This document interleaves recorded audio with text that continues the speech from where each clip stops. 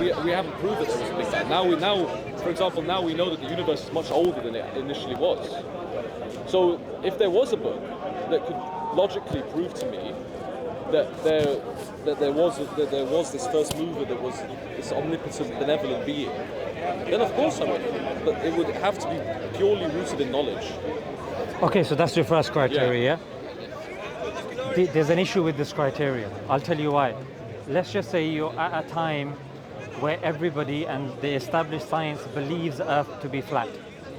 The most genius guys, the one with the bald patch in the middle and, grey hairs, wearing a lab coat, with these funny glasses, those guys, they're saying that the world is flat. Now, if somebody comes along and says, you know what, it's not flat, it's round, at that time, how do you think that person will be seen? Of course, Galileo was excommunicated by the Catholic Church, but that's because of religion. Maybe not. I can't speak for Christians. Happened. Yeah, that's why flat Earth. That's why any knowledge about the universe was. But do you see, if the scientists at that time admit and accept that according to the best science, the Earth is flat, and then that's the criteria that you're measuring all the holy scriptures and saying, we need this explanation. But that's a scientist telling me that. That's not God. Yeah. But your criteria was that the questions pertaining the universe, as per the book of science, the criteria of science, that's my criteria. What I'm trying to tell you is if you were alive at the time where the earth was deemed to be flat and the Quran was measured by that, or let's just say the earth is X or the earth is Y. I'm saying if we lived in a world of science, we wouldn't come to the conclusion that the earth is flat. No, but science by definition is something that's constantly evolving and changing based upon our observations. But it's based on induction, yeah. But the reason why it was so long... No, sorry, let me just add one more thing in this, sorry. You know induction, yeah? So it's based on...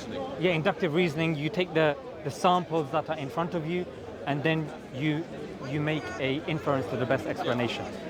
So the definition, by definition, you can't say if you're doing good science, you would have the answer, because according to that, you would have to look at the whole sample that's impossible. No one claims that. You have the biggest sample possible to you and then you extrapolate, you make the inference to the best explanation. So you can never do the science that you're postulating. But now the point here is that if you're saying that the earth is flat, everyone accepts the earth is flat, but the Quran infers that the earth is round, no one would believe in those days, you see. But then now, everyone says that the earth is round, but actually before they believed the earth is round, then they said that it's like ostrich shaped. That there's even a discrepancy in that as well. Before they believed in Newtonian physics. Then it got overwritten by Einsteinian physics. Then it got overwritten by quantum mechanics. Yeah, so it keeps getting overwritten because science, by definition, goes through change. Yeah, and paradigm shifts. But as we learn more. Exactly. But that's the thing with knowledge. But do you see, if you're measuring something with a ruler that's constantly changing, it's not a fair way of measuring. Well, you see, absolute. That's why we can't have absolute knowledge. Then why is that a criteria for you? That's why. From what I initially told you, I wouldn't believe in a book that could tell me these answers, because we don't have total knowledge. We don't have absolute knowledge. This is something that's outside of our realms. We build on knowledge, but we don't have it fully, and we especially didn't have it in the 7th century. Then, Alexei, why was the criteria for you empiricism then? Empiricism is one of them. But I just, like I said, I don't really believe in these criteria. Like, I don't really believe in these... Tell me something you do believe in then. I believe in subjectivity. No, my question was, what would be the criteria as a thought experiment, and then you said empiricism.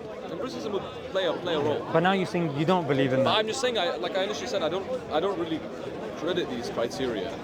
Like, I don't deem something that was like the very idea that a creator creates a book and then you have to worship. I don't agree with that whole What's system. your criteria then? I don't really have a criteria. That's my point, is that I don't need a criteria. Is that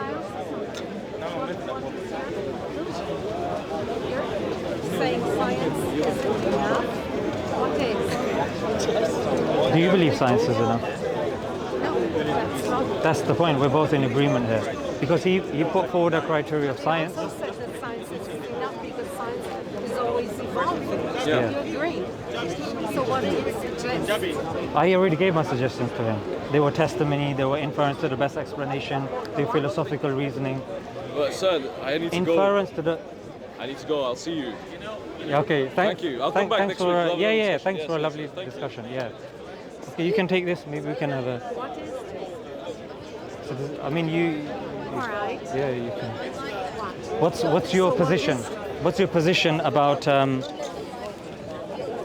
what do you believe about the inception of the universe, about how you got here? What do you believe? I believe we evolved We evolved from? from apes. But that's a mechanism. That doesn't explain how the universe came into being. Evolution starts from organisms, isn't it? So what So do how you- did the universe come How into do being? you say the universe came into being? I believe God created it. I believe our One definition. day like this? No, of course not. So One the day?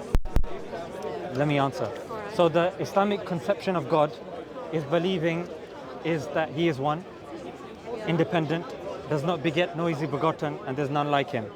That's our conception of God. Now you said evolution. Now evolution doesn't explain how the universe started. So explain it to me. Well, I'll tell you. All right. You cannot have an infinite regress of dependent things. For example, would you agree that you are dependent and not independent? I'm asking for your answers. I gave you my answer. Is God, and then I gave you the definition of God. That's it? Yes, God created everything. We are dependent on God. God is a necessary being. How He long then did sent. it take him? Sorry? How long did it take her? Him or her or it. But the thing is, what do you think about what I've said to you? Because if I give you 7 answers and you don't tell me your position, we're just going No, I in just don't infinite regress. understand what you're saying. You're saying God created the world. How did he do that? Do you accept that there is a God? Let's start with that premise. I don't know. What's your position? I don't know. if Because you there said is evolution as the beginning. But I don't have any answers. Okay. I'm looking to you for answers. Okay, no problem. So if I was to tell you about the beginning, All right. yeah, there is an listening. argument.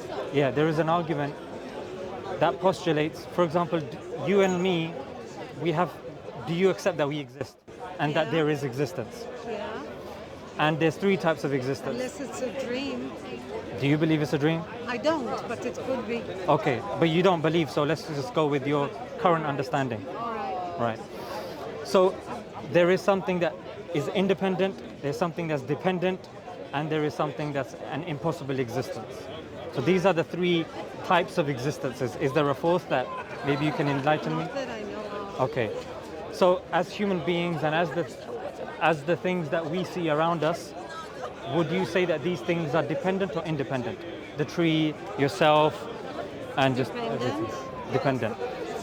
Now my argument is that you cannot have an infinite regress of dependent things. There has to be an end to that chain. Which started. That's a with God? necessary being.